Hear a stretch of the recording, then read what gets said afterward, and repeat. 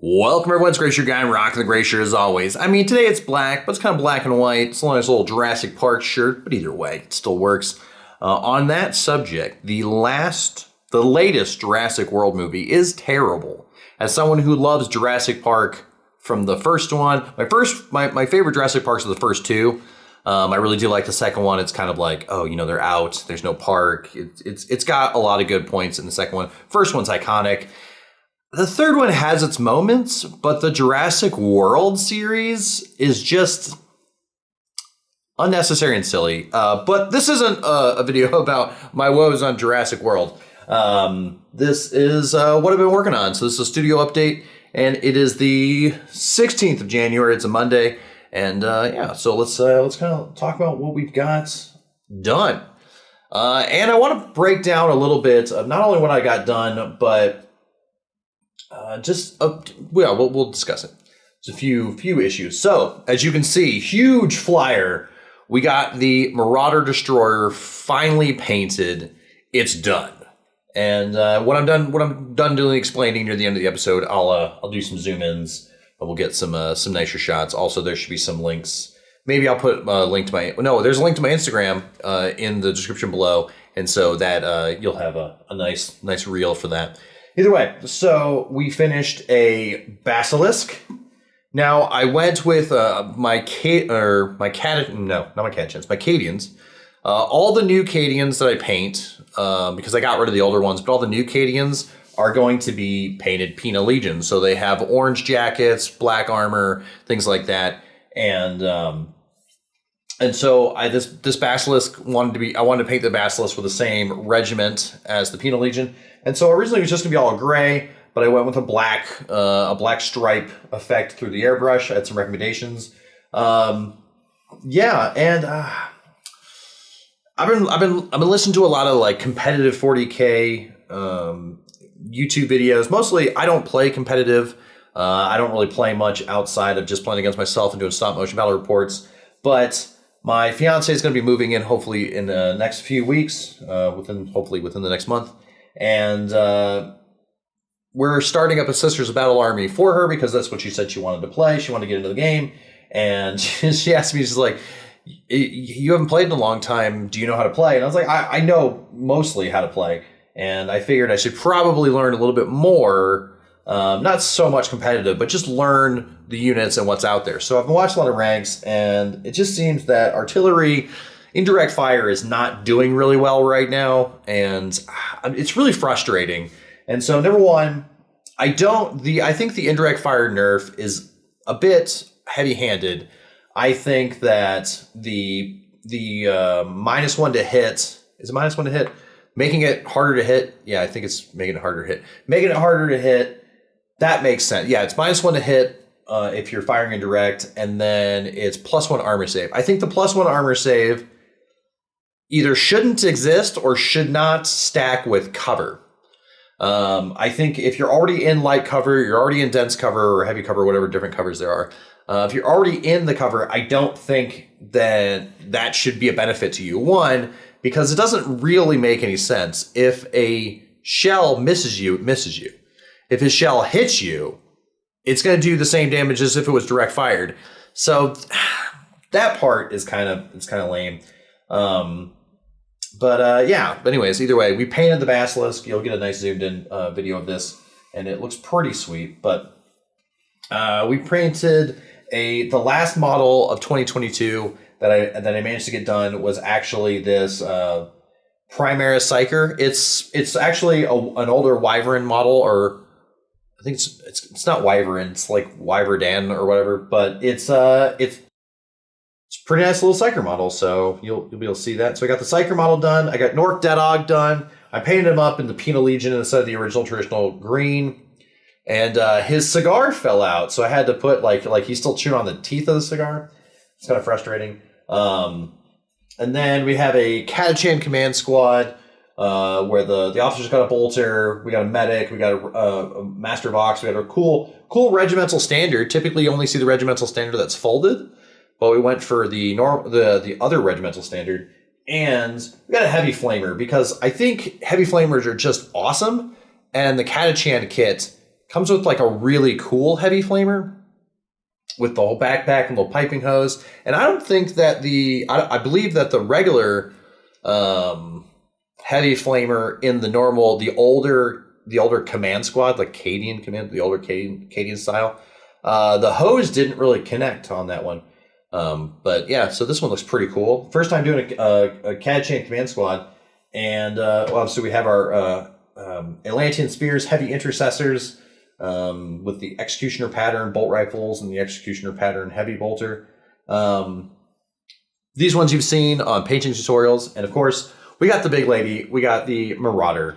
I magnetized all of the Hellstrike missiles, and so those look pretty nice. I did not... Oh, hold on. She is magnetized on the base. The base is the same size as a Knight base, but it's a 3D printed base with some wood underneath, cut roughly the same shape.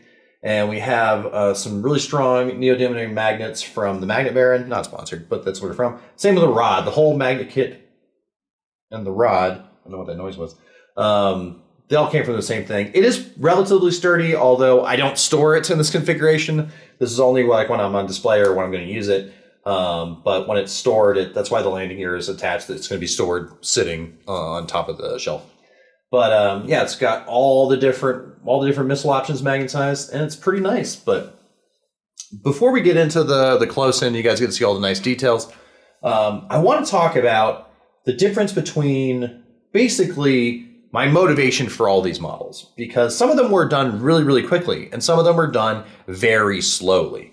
So the Basilisk, I believe, was probably done at a relatively average pace. The little gunner on the back of the Basilisk, the one was just like, that one was done pretty quickly, mostly just because it's all kind of one color. But the Basilisk still took me about 3 or 4 days to get from the moment I started it to the moment I finished it, maybe about 3 days. And a lot of it was just, I didn't really want to pin wash it. I've pin washed so many Chimera chassis, and I was just like, I'm just dreading, going around the model and dabbing on all the wash. And I know there are faster alternatives. I could have gloss varnished it, could have used oil washes. There's a lot of streaking effects that the model car industry has. But I do like the overall look of just a normal acrylic wash. And it's just a lot of tedious abilities, or tedious bits and bobs. Also picking all the random details out, painting the tracks, which there was a while where for a speed painting video, when I did the Talarn, I actually had all the tracks spray painted off. Like I had them done, I spray painted them black before, and I don't know if I airbrushed those black or not, but I did paint those black on the sprue, which was pretty nice. But all my other tanks, they're already glued on, so either way. The Primera Psyker, that was really fun. That was relatively quick. I think I did that in like a day, maybe it spanned over 2 days to wait for some washing to dry. That one was pretty fun, pretty quick. Nork Deadog was not as fun. I just wasn't as motivated to paint it, and mostly because when you assemble him, I really wish I would have sub-assembled him. He would have been a lot more fun and a lot easier to paint. I really prefer sub-assembling as much as you can. One, it just makes painting all the individual parts easier, and two, it allows you to paint things easier, but it just allows you to decide, okay, do I want to paint to a higher detail or not? And when the model is fully assembled, although the metal Psyker model was fine, this one, knowing that I could have had it sub-assembled, it was just a little bit more annoying. But this one probably took me 2 days to do. The Catachan Command Squad, I think that took me about a week, about 5 days, 4 or 5 days. And that's mostly just because there's a whole lot of different things. The bases, number one. So the bases on these are 35 millimeter, or no, not 35 millimeter. They're 28.5, but these are 3D printed bases. These are pretty nice. The bases were fun to paint. The models themselves were fun to paint, so relatively motivated. Just a lot of little nitpicky details on the Catachan on the Catachan Command Squad. But let's talk about the Heavy Intercessors. The Heavy Intercessors took me nearly 3 weeks of painting. One, because I was filming painting videos for both the layering video and the airbrush video, and also I just didn't want to paint them. Which is kind of interesting because by the time I finished painting them, the new Minastorm points changes dropped, the new balance data slate dropped, and my current 2,000 points of Atlantean Spears dropped to like 1660. So I actually had room to throw the heavy intercessors in there, and I think I had room for a Leviathan Dreadnought. So it worked out in the end, but I was just not motivated to paint them, and I can't decide if it was because I was making YouTube videos for it that were requests and not something I just homebrew decided to do, or if it's just because the nature of the squad. And in my mindset, I'm like, why would Blood Angels really ever take heavy intercessors? And I mean, there's a tactical reason, but like as far as like the way the army works with a lot of close combat, it just never really fit right to me. And in my head, I was like, well, wouldn't it have made more sense to just get some like Death Company intercessors? But my Death Company is going to be painted a different way, so there's that. And I was just super not motivated either by the model or by the fact I was doing videos. So I probably will not be doing any videos by request moving forward. I think I kind of just want to paint what I want to paint when I want to paint it, and then you guys will just see what happens. Now, contrast the Marauder Bomber. It was already pre-primed. I'd already pre-primed it black, but I started. I did the base. Let's see, what is today? Today's Monday, and I started. Yesterday was Sunday. The day before was Sunday. So I painted the base on Saturday. So the base is mostly just reds. And a bunch of different washes and some terracotta colors and then dry brushing. So the base I did Saturday evening. I did the base shortly after finishing the intercessors on Saturday morning, and I just worked on the base. The Marauder itself, the entire aircraft was done in a day and a half. So I did it mostly because right now, what is it right now? It's like 2 o'clock. I finished this around 11, around noon o'clock sometime. Actually, I'll probably finish this around 12. So about 2 hours ago. And what was it? I did pretty much the majority of everything yesterday. And all I did today was color the red tips of the missiles and do a bunch of pin washing. And that was pretty much all I did today. I think I might have picked out a couple extra lenses that I found out. Oh, and I did paint the autocannon little barrels with the metallics on the sides. But a lot of it was the vast majority was done yesterday. And so one, it is not an easy model to paint because it is very large, but it is also very fragile in certain areas because the wings, you can't hold on the wings the same way. The tail wings are pretty fragile. If I were to paint this again, I would have probably painted it in sub-assemblies, but I really wanted to assemble it. And I knew I didn't want to paint inside any of the canopies. So none of my aircraft, except for my proxy Thunderbolt, which is an Eldar flyer. That's the only one where the interior is painted. And I intentionally wanted to paint the interior on that one. But none of my other Imperial Guard planes have the interior painted, mostly because the canopies, the clear canopies are a pain. The insides they're detailed, but I don't think they're really worth it. So I always paint my canopies with this blue and little cartoonish transition colors in the corner. But aside from that, everything else was pretty fun to paint. I did a lot more airbrush work on this. So I airbrushed a khaki, and then actually, no, you know what? I'll flip the camera around and we'll go through each model and I'll talk about how I painted them. So yeah, I'll do that. All right, so how the Marauder Destroyer was painted. So I did an overall undercoat of black, did that with a Rattlecan probably months ago. Probably 6-7 months ago. So I did it all over Rattlecan, I dusted it off, and then I, using the airbrush, I used Vallejo Game Air Khaki, did an overall base coat with the airbrush. Then using Silly Putty, I mapped out a bunch of different camo patterns, splotched it on there. Silly Putty works great. There's a bunch of different putties that you can use. Different manufacturers make, specific for modeling, they make putty. And what you want to do before you use Silly Putty, you can either seal in the first layer or just let it cure. Just let it dry really well. Now, luckily, fortunate for me, I washed this resin really good, and I used the primer that I use is a pretty good etching primer, so it was able to adhere really well to the resin. I don't know if like Vallejo airbrush primer would have the same kind of adhesion, but maybe. And I had only like a few areas where paint wasn't wanting to stay, and with a hand brush, I was able to put paint in those areas. And I haven't had any flaking because they're not really in high contact areas, luckily. So that's good. Didn't have a lot of peeling of paint. Well, so I ended up letting the khaki cure, put on the silly putty, and then using Vallejo Game Air dark brown, or dark green, not brown. Using dark green, dark brown might have actually looked pretty nice. Would have went more for a desert vibe though. But I ended up going over it all completely with dark green. And in certain areas, it's a little bit lighter than other areas, and it's just because of how much, when you're holding the model and you're trying to spin it around and paint it and flip it upside down and hold it and paint it. There's certain areas that get a little bit more paint than others, so certain areas are darker while others are lighter. After that, it was, what was the main thing after that? Letting it dry. I could have like at that point I could have varnished it, but this model has no varnish on it. I didn't do any varnish. But then I did all the silvers, so picked out all the different silver bits. I did the base the day prior, which you can't see the base in the picture, but I did the base with mostly just Mephiston red. I used some streak and grime. I used a bunch of other different colors for the base. But anyway, back onto the model itself.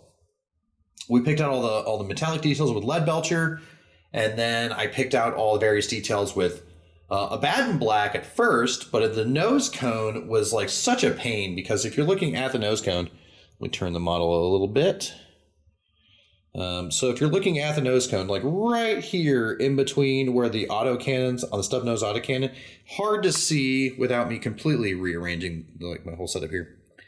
But there's a small gap between this and the autocannons, and getting a paintbrush in there is a pain. And I think I got a little bit of green on there that didn't fully get hit with the black, but for the most part, from a distance, it looks fine. But I ended up pulling I did everything I could hand brush the black with the oh, hi kitty.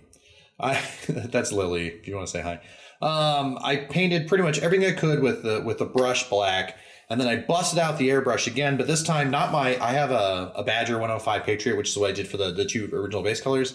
I pulled out my Iwata and using Vallejo Game Color Black, Game Air Color Black, I basically airbrushed. I had to carefully, using the Iwata, it's a little bit more control. You're shooting a little finer. Carefully paint just the nose cone, and then I shot black into all the intake vents, right here, and then on other parts of the models, I shot black on the exhaust vents. And the whole point is like, well, why would you have black on the intake vents? These are 40K models. They're going to have flame outs. You're going to have a lot of problems. So it's more of a stylistic choice than a realistic choice. Someone's gonna hear me say that, and they're gonna. That spawns a different conversation. We'll be talking about that later. So yeah, then that's how I did all blacks, and then for the windows are just a Caldor sky, and then two other lighter blues. And so I like doing the windows this way. It's a little bit of a cartoony effect with just like corner colors, but I just don't want to paint the interior. And I know there's people out there that are like, no, the interior needs to be painted. I just don't want to paint the interior. It's my model. The missiles were airbrushed with a cat. I apologize. She just always wants to be where I'm at.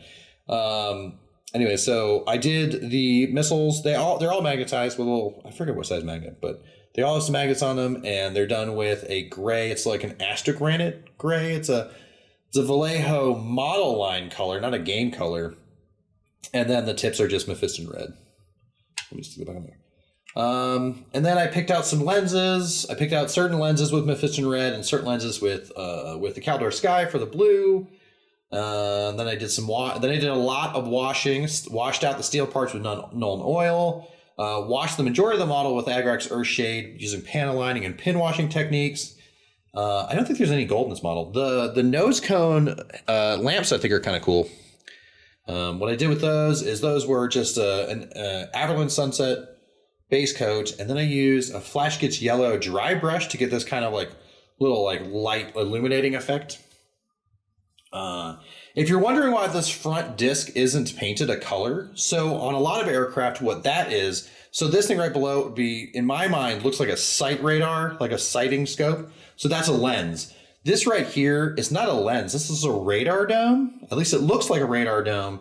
Typically, aircraft actually don't have that exposed. Typically, aircraft will have the radar dome behind a nose cone, but some do. And that's a radar dome. And typically, radar domes are just painted like either one solid color, whatever the color of the aircraft is. The radar dome is typically painted the same, but they use non-radar absorbing paint. So if an entire aircraft is stealth, like let's say an entire aircraft is painted stealth gray, the front nose will be painted gray or another color that's not radar absorbing, obviously, because it doesn't either way. So yeah, that's kind of a little bit more technical, but that's why I didn't paint it any specific color. And yeah, I just finished all the dry brushing or all the washing. One thing I did with these little top vents, because these are kind of hard to get. Let me see if I turn it. So right here, these are a little bit harder to get the wash into. I had to kind of work on it a little bit, but then I took my finger and ran it down before the wash dried to get kind of a streaking effect. That was just done with my finger. But yeah, that's how the Marauder. That's how the Marauder was done. I really enjoyed it. I had a lot of fun. That's probably why I painted it so quickly. But yeah, let's kind of pan the camera down and we'll talk about how we painted some of the other stuff. All right, so this Basilisk right here was done. We did an overall base coat with Mechanica Standard Gray Citadel Air through my Badger. And then we picked out the black striping was done with Vallejo Model Air Game Black. So that was done with the same black that I used on this one, on the Marauder. And then all the other parts were picked out with various Mephiston Red. This was with the Junkero Orange. We used Retributor Armor for the Aquila and all the gold details. The Rhinox Hide for the brown, a lot of Abaddon gold. And then we did a lot of some weathering with some, what is that? It's not Nurgle's Rot. Oh, it's that technical paint. Oh, I forget what it's called. Typhus Corrosion? We use a little bit of Typhus Corrosion. Yeah, but it's pretty much mostly just grays and blacks. Same with this. This is grays, lead belcher. We used some gamer grass for some of the pretty flowers. I think it turned out all right. I really wish I hadn't broke off the Zagar. This one was really fun to paint. I used mostly Vallejo khakis, and then I used some Citadel reds. I really like how I made the pallid skin. Let's see if I can get this. The pallid fleshy skin looks really nice on this one. This one is definitely on my Instagram, so if you click on the link below, you should be able to see. I think I did videos on all of these on my Instagram. If you want to see more detailed. The Atlantean spears, I've done too many videos on how to paint those, so I'm not going to cover those. Just they're a pain. The bases, I didn't cover the bases in the videos. The bases are just like Astrogranite debris. I just realized my cat was in frame. Lily, what are you doing?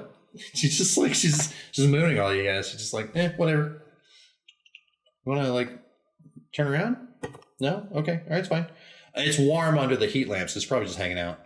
Oh, look at her.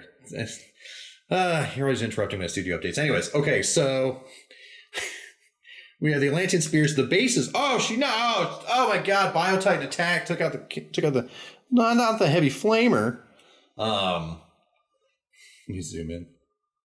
Yeah, so the basis for those is just Astrogranite debris from Citadel with a Drakenhof Nightshot blue with a blue wash. And then a successive dry brushing of lighter grays up to like a whitish gray.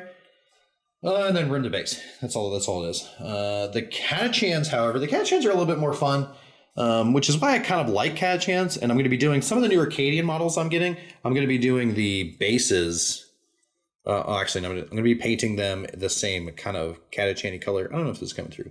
But either way, so we did... basically, I followed pretty much the GW recipe for how they paint their Catachans. The one thing I do is all of my Catachan regiments have 3 different skin tones. We have a Bugman's Glow base, a Reikland Flesh Shade base. No, not a Reikland Flesh Shade. A Rakarth Flesh, the paler flesh, and then a Catachan Flesh Tone for the darker skin tones. But all 3 get Reikland Flesh Shade for their shade. And that kind of ties the shade tonal variation together and gives a little bit more red, because you want a little bit of red in your skin tone. I don't really know if it helps a dark skin tone, but it looks appealing to the eye. But I really like it. One thing I'm really proud of is I'm really proud of this flag, actually. I really like how this flag turned out. And this is straight up pretty much from like some reference artwork. They did the green, they did the black, they did the red, and they did the yellowish gold. So I think that turned out really well. Before I transitioned from actually, hold on, I gotta reset up the camera, and I'll talk about this thing that just happened while I was filming. So while I was filming, I had to cut the film. I had to reshoot some stuff. It was like right when I was talking about the Marauder, I had to cut that footage because the doorbell rang. And so I got some mail today, and I wasn't sure it was coming because the tracking wasn't updating. But I got a couple boxes of Militarum Tempestus Star Collecting. One of these I bought locally, but the other ones we'll show you. These ones I bought. I ordered them online from. They are from a local gaming store, just not nearby. So I am supporting an LGS, just not my LGS. I actually call. So a little background. So the Militarum Tempestus Star Collecting box is out of print. They're not making it anymore, from what I understand. If they come out in the next couple months or years or whatever. And they re-release this. I think they should re-release this so they used to have something called like the Armored Infantry Squad or Armored Infantry Company. No, it's Armored Infantry Unit or something it was Armored Fist. And what that was a 10-man squad. It was a 10-man infantry squad, which is like the infantry squad sprue, and a Chimera. I think if they were to re-release something like this, just drop the Commissar. Just drop the Commissar, because the Commissar itself is its own single sprue. It's not like integrated. It's just its own standalone sprue. Drop the Commissar and release this as like an Armored Fist unit for $100 or whatever. Because right now the Turox I think is $55, and the Command you can release it for a slight discount, but the Scions are like $42 per 5-man. So this is a significant steal. The Star Collecting Tempestus was always the best way to get Tempestus, and I wanted 6 infantry squads, 6 10-man infantry squads. And I wanted 2 5-man squads. And essentially, for the amount of money, I got pretty much the Turoxes for free, for the most part. I'm not really going to be using the command squads, but I have a plan for this army. It's going to be kind of a chaosy themed Tempestus army. I'm not really going to... It's mostly going to be like Alpha Legion-y. I'm going to try to put some hints of like some Alpha Legion shenanigans around the army. But the color scheme for the army is going to be white armor, gray trim, and then with like red accent colors, but I might change the red to Alpha Legion blue, because I think that kind of... See, the red is very ominous when you have it with the white, but the blue kind of hints towards the Alpha Legion. So we're probably going to be doing that, and I want it to be a loyalist army. So, and I'm going to be using the Turox Primes, mostly because I don't see them taking all that much. And I want to make a thematic, not competitive, but a thematic army. And yeah, this is what I'm going to be doing. I'm going to be 2 command squads. We're going to have the standard, the medic, the Voxcaster, and probably a Meltagun for the special weapon. I could do what does they call that? Hotshot volley gun. I could do the volley gun or a plasma gun, but I think I'm going to go with Meltaguns on the command squads. Just because I want to keep things kind of far away, and I think the Meltagun is a pretty good weapon to do that. Hey, don't get close to my command squad. But I have some 2 command squads, and And then the 6 infantry squads are going to have 2 hotshot volley guns and 2 plasma guns. And the sergeant's going to probably just be like bolt pistol and like chainsaw or something like that. Whatever I can get for free. And then, of course, each squad's going to have a Voxcaster. And I think it's going to work out pretty well.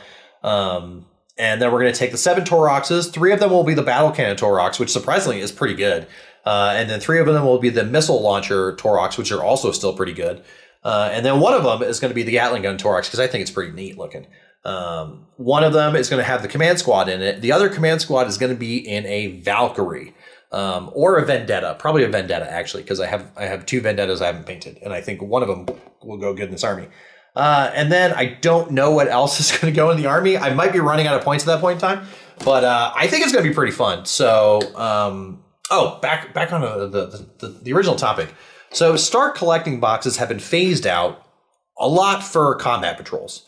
I think this might be the last one. I'm not 100% sure if we have any more Stark collecting boxes. One thing I noticed, and I was kind of a little bit disappointing, is the Stark collecting box for Chaos Demons was changed to a combat patrol, which is basically Khorne only. There's a lot of bloodletters in there. I think the combat patrol is pretty much just Khorne, and they don't have a combat patrol for Nurgle, Tzeentch, or Slaanesh. Now they may have, like, in fantasy, they might have something. I don't know. I should probably look into that. But as far as 40K Chaos Demons is concerned, they used to have Stark collecting boxes for all 4 Gons, but they don't anymore. So that's a little bit annoying. The Militarum Tempestus was always, in my mind, one of the best Stark collecting boxes. The other best Stark collecting box was the Tau Stark collecting box. Do you guys remember the Tau Stark collecting box? It had a squad of Fire Warriors in it. It had an Ethereal, had a bunch of drones, had 3 Crisis suits, and I think that was really good. That's how the basis for my Tau army is 3 Stark collecting boxes. The Stark collecting box for Imperial Guard before the new one, for the new combat patrol, was a 10-man Cadian squad, a heavy weapon team, a Leman Russ. For a while, there was one that didn't have Leman Russ and had the there was battle forces, then there was Stark collecting. Now there's combat patrols. There were some bad Stark collecting boxes. Like Tyranids was, in my opinion, kind of a bad one, because that one had like Gene Stealers and like a Moloch. And I think it might have had some Tyranid warriors. I'm not 100% sure. But the Tyranid one wasn't that good.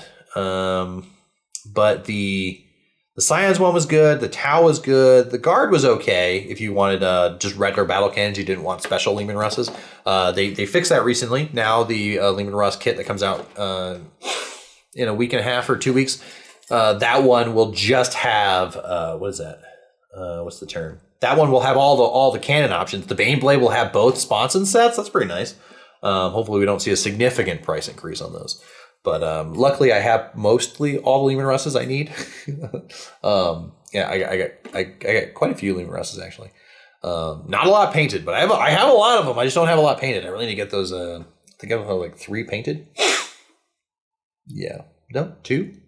Maybe. No, I have 5 painted. Yeah. I have 2 Demolishers, 2 Plasma ones, and 1 Punisher painted. So I have 5 painted. But yeah, I just, I don't know. So the Combat Patrol, like right now, the Combat Patrol for Tyranids is pretty good.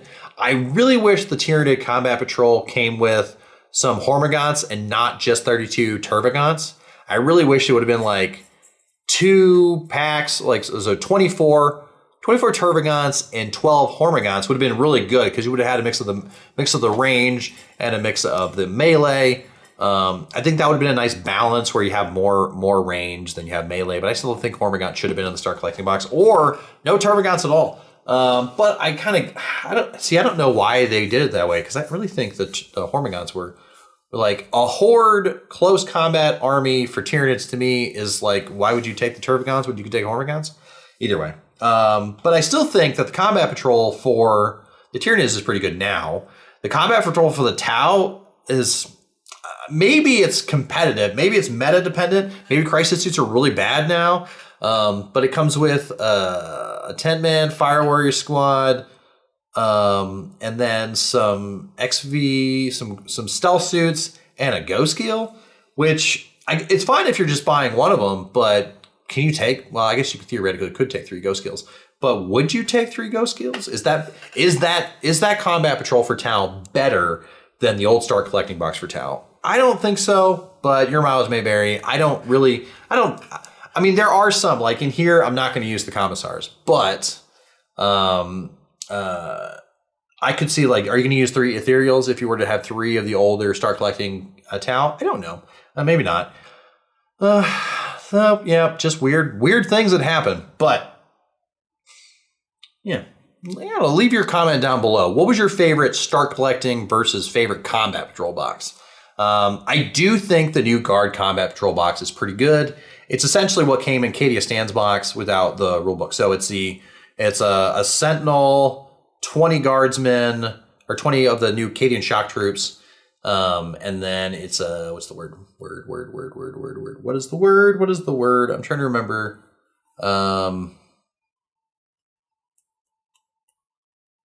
It's a command squad, which is a Cadian command squad, and the field ordnance battery. So yeah.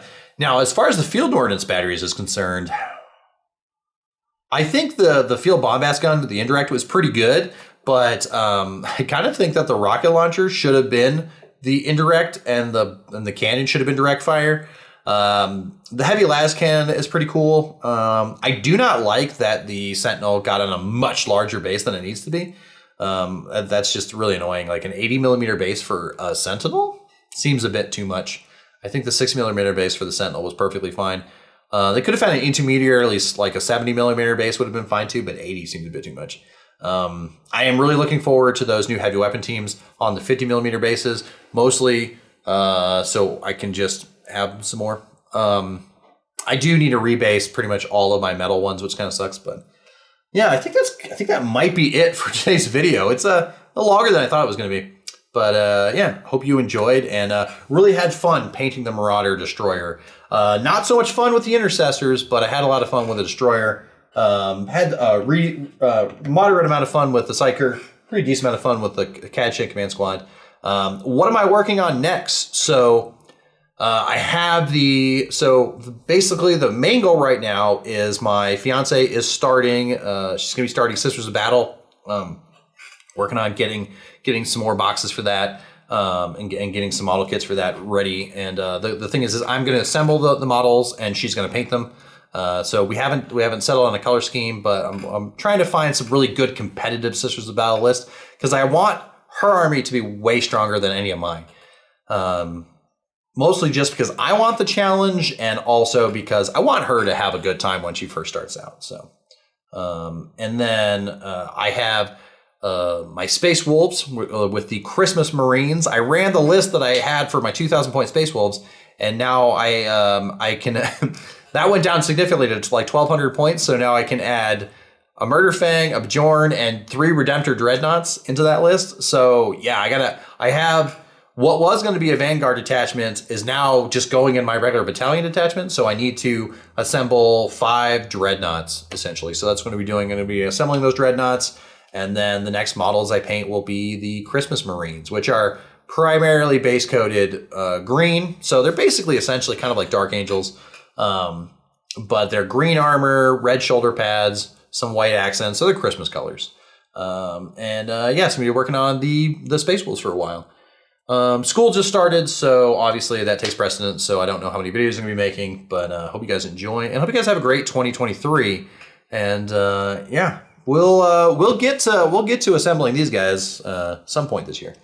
I do have a decent backlog of stuff to be assembled. As far as like my Horus Heresy and all my other stuff, the plan for those is basically kind of once a month or once every other month. I'm going to grab a squad and just paint them because they're not super hard to airbrush or paint.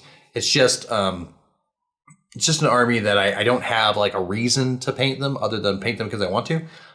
These other armies that I'm painting, I have a reason because I want to play them on the channel.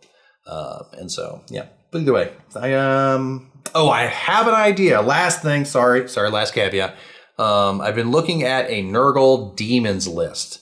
Now I know as far as Nurgle is concerned, Nurgle cannot be good right now in the meta. I can tell that because Tzeentch, Slaanesh, and Khorne are sold out everywhere.